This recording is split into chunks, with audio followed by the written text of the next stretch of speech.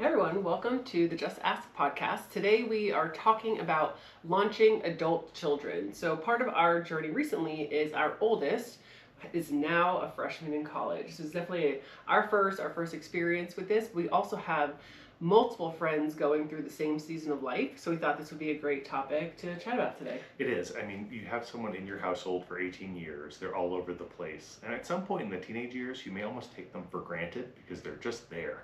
Teenagers tend to blend in or they do sports, but they're just not as present. They're doing something else. And so after a while, you're like, hey, they're not there. And it creates a gap, not just in the teenage years, but as they go to college and then they're physically not present. So we thought this would also be helpful for you about the emotional things that people go through, and then we'll give you some tips for working with them. First of all, as a parent, you have to realize you're gonna have a lot of pride. Your kid's going to college, maybe you did or didn't go to college. Either way, you're proud of them. They've had some accomplishments in college. Frankly, their accomplishment might have just been surviving, which is a win, and you can have pride in that. There's excitement. I mean, going to college, if you ever see on parents' weekends, everyone buys the hats, the pins, the shirts, the sweaters, right? This is all just part of what it is. But there's also the anxiety piece. You're sending your kiddo off to college, and although this is for college, it could also be the military, sending them away, Peace Corps, anything where they're away for a long period of time. There's anxiety. They're out on their own for the first time, and you're hoping that everything you've trained them on in the last 18 years, they'll remember a couple of those things and live through it.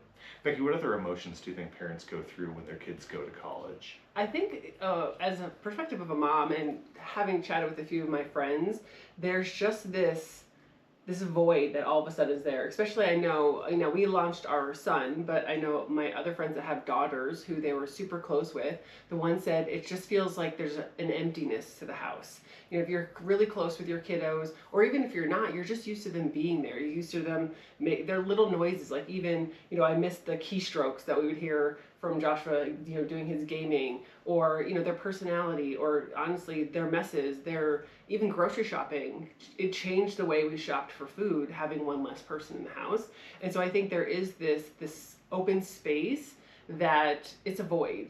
And it doesn't always have to be, sad. It's this blend of excitement, but it's also this, you're just used to that person being there and then they're not. And recently I saw this really beautiful poem somewhere, and it was all about everybody's home. There's this moment that you realize that not everybody is home anymore. When you're, even my perspective as being a kid, there was one day that no longer everyone was home. When my brother had moved out and, my parents were doing their thing, and it's just, you miss sometimes that simplehood of childhood, everyone waking up on Saturday and, eating the breakfast, watching the cartoons, and we're transitioning to a time where it's not going to be like that. Not permanently. I mean, we'll have ours back for summers and, holidays for a short time, but there's going to be a time where we're not all home anymore. I mean, the one good part, though, is as a teenage boy, him leaving our grocery bill is down by like a car payment. So that works out awesome. But it is sad not to have them there, and that's okay. So these are the emotional piece. So let's go to you as a parent dealing with them away. So we're going to go through some tips on that. So the first thing is maintaining open communications. Now this is going to look different for different people. With my son, Becky will have conversations and FaceTime and all this. My text message to him, and he can verify this if he listens, is, "You alive?" They're like, "Yeah." "Okay, good." And that's my way of communicating that, hey, I care about you, I think about you. Now, someone listening will think that's wildly insensitive, but that's just my way of doing it. And it's frankly a dad approach. We want to make sure, are you alive? You're good? Breathing? Check. Everything's okay. Becky wants to know all the details, this and that, and I do too. Like, I love him to death. But for me, my big thing is, are you good? And so that's open comm. So, and make sure they're open in the way that you would do it naturally. Like, I would naturally say, like, hey, how are things? Becky would ask for more detail. Just act normally. They still need you as a parent. So many people think that when a kid goes to college, the military, Peace Corps, they leave, that they don't need a parent anymore, they're on their own. They need you, and they will need you maybe even more. In fact, many teenagers who go to college, maybe they're not talking to their parents much. They go to college and all of a sudden the parent gets calls every day. Like, what the heck is going on? It's that open communication that you need to maintain during that critical time. And I think allow the child to really pace that. Definitely do check-ins, whatever you're comfortable with. But I will say for ours, when he first left, we were FaceTiming like every day. It was like, wow, we're besties now, because I think there was this definite separation from our family. And one of the things in researching this topic was, this can be a challenging transition for multiple reasons. One, it can be really challenging just because it's a transition. Two, it can be challenging if you've had a challenge in your home, say a messy divorce or financial hardship. This kind of can accentuate that. Or it can also be very challenging when you have a very close family who's gone through a lot together. So that's our testimony for our family.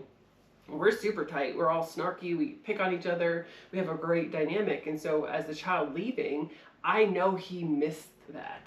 And so that's why initially we were FaceTiming all the time, and then it just kind of trickled out, and now it's probably once a week as needed. But you have to let the child pace that. Let them know that you're there whenever they need, but it's also as little or as much as they dictate. Yep. And with that in mind, make sure you're not projecting your college experience on them. So Becky just addressed this pretty clearly, that we tend to treat our kids the way we had our experience when we left for college, military, or life.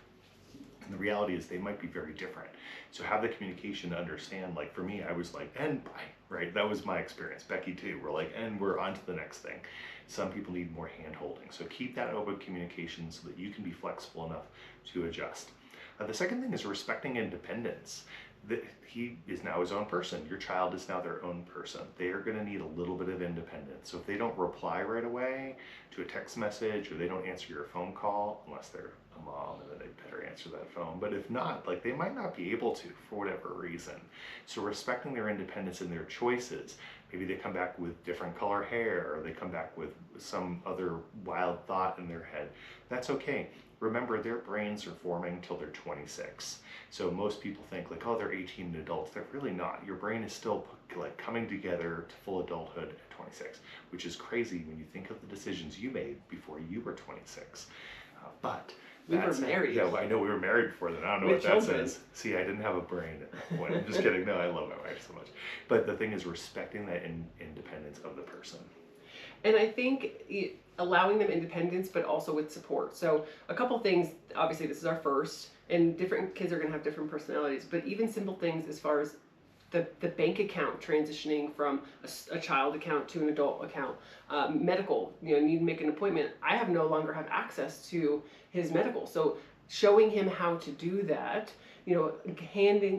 holding their hand through the first time, but then realizing these are life skills. And I think part of the challenge is when people don't have this kind of support into adulthood, then it becomes like, oh, adulting is so hard. Guess what? You're an adult. You got to figure it out. But we would love to be the parents that help them along the way so that they have confidence in being adult and being on their own. And this goes to the next point, which is financial transparency. They're independent, but you also need to work with them on their finances. It can be, and you might disagree with this, and it's okay if you do, I think it's wildly irresponsible to have a child go to college to get a degree to walk out with $100,000, $200,000 in student loans. I realize in some cases they're going to need student loans of some kind, but having that conversation of saying like, look, this is how this will impact you when you graduate. So doing things like becoming a resident assistant, or finding scholarships even while you're in school, or working to pay down some of that debt might seem like, you don't want to have that conversation. Let them have a great college experience until they get out and they're paying an incredible amount every month for their loans. I know it was much different for us. I think people who are in your 30s to 50s, you have kids going to college, your student loans, you left with like maybe 30 to 40,000. The kids leaving now, their payments per month are absolutely insane. Now we can get into all the reasons for why that's there. We're not going to do that here. The bottom line though is helping them to understand their choices matter and to find jobs that can help support it. The second thing is to make sure that they are working in some way. Unless you have a kid who's going to medical school and they can't, or pre-med, you need to find a way to make sure they're working. Having a job really matters, even if it's for 2 to 4 hours a week. They need to start learning how to earn their own money and that they can leave the nest. There's a reference in the ancient Near East about children being like arrows in a quiver. So like you shoot the arrow, and the thing about arrows, which are different from things like a boomerang, is they don't come back. So we love kids, we're proud of them, we hope they visit, but we want them to go forward. So financial transparency, teaching them to work, teaching them to manage their money is key. Absolutely. And there's studies that show a part-time job will actually increase their academic performance because it forces them to maintain a schedule. If you have all day every day to get your homework done, most people are going to wait till the last minute. If you have a job and you have student commitments and you have, say a commitment to going to the gym, you have to balance your time. And we've seen that even with ours. First time away from home, first job, within this couple weeks, and he's doing great. But he even made the point to say, I don't want to overdo it. And we had this conversation. You can always increase or decrease your hours, but it's also important to have those commitments to make them manage their time and come alongside them with that. Help them balance their checkbook. Help them get on a budget. I know we've mentioned this in previous episodes. Budgets are very important, and help them save so that when they get out or they finish, they have a working knowledge of how to be financially responsible. One of the benefits, both of our high schoolers took a personal finance class in high school that made them look at what the job that they potentially wanted in the future. What do they make? What does rent go for in this area? What's grocery expenses? So they have a general idea, but it's not real until you're buying your own deodorant and you're buying your own shampoo and you're like, why is hair gel $9? That's a great question. But now you know that these things just so magically appear in the bathroom when mom goes shopping. You're not responsible for that. Yeah. And again, I can't reiterate it enough. Working in HR, I get calls from some young folks who are just starting out, and what's funny is how many, I still remember one call with a young lady this year, like asking, like, is there any way to make more money? And I said, well, not really where you are, but you could apply for these jobs, and just sobbing and telling me how much she had to pay each month for her education that she got. And sometimes those decisions for college, if you haven't sent a child to college, might involve community college or other options, so they don't leave with the debt load. And I really do recommend you look at that debt load. It's unreal. Okay, so the next point is visit. Make sure you go and see your child at some point. Now, you don't have to go every weekend. Please don't go every weekend. Give them the independence, but visit, check on them. So I've seen Joshua 3 times since he went to college. The first 2 times might have been a 15 to 20 minute visit, real quick, because I can access that. The third time we went for lunch and ice cream with one of my other daughters. Those visits gave us an opportunity to just do a physical check, so to speak, make sure he's alive, doing okay, he's healthy, that he seems okay, as far as like, observe, right? Look, listen, like learn. You're literally keeping an eye on them. I really are, just triple checking, and that's what it's for. So make sure you visit. It also helps them to know that you still care, because at some point they can come up with their own story. Remember, brains are forming till they're 26. So if you're not visiting, you're not showing you care, they create a story in their head, and that story might become fact to them, even though it's not. Yeah, I think it's a great idea. And depending on where your child is, ours is a couple hours away, so that's possible for us. I know other families that I know that it's a plane trip, and so it can be something that you have to plan for. Again, we're all about planning for finances. Put it in your budget to make sure you get there. I'd say at least the first year, second year. I'm sure by the third, fourth, they're way more independent, they're way more confident, they might not need it as much. But I remember it's a little piece of home that just feels so good when they get to come. Yeah. Okay, so just a couple more points we want to go over, and then we'll kind of summarize. The third one was next one. We're way past 3. I can't count. Political science major. See, look at this, right, guys? So foster self-care. Encouraging the child to make sure they're eating right. You're not telling them what to eat, but encourage them to eat right. Chances are they're going to eat very similar to you. So if you're criticizing them, you might have modeled something differently. That's okay. It's okay. We can't fix this at this point. Just encourage them to go to the gym, to go for a walk, to be healthy, right? And that self-care could also involve a spiritual discipline, getting involved with a spiritual group on campus, maybe going to a church, synagogue, mosque, whatever, right? Having something, a yoga practice, having something that lets them get spirituality as part of their self-care. And then making sure that they're aware of resources on their campus. As a parent, you'll be able to know where their counseling sessions are, where their medical is. With Joshua, we showed him where to go for medical, what counseling was available if he wanted it, all of those things. He may not use any of it, but I just want him to know where they are, and I want to know where they are, so if something happens that I can share with him. Yeah, and most places do have resources available, but it's just knowing that it's available. And then I would also say, as the parent, make sure you're taking care of yourself, because now, a small part of your heart is now no longer in your home, and that can be really hard. I know from my personal experience, I love my mom. She, was a great mom, but also when my brother and I left, she had a hard time, without getting into details, but she put so much time and effort into us, and we were gone, there was a big gap. So if I could go back and give any advice to, moms launching or dads launching kiddos, make sure you're taking care of yourself.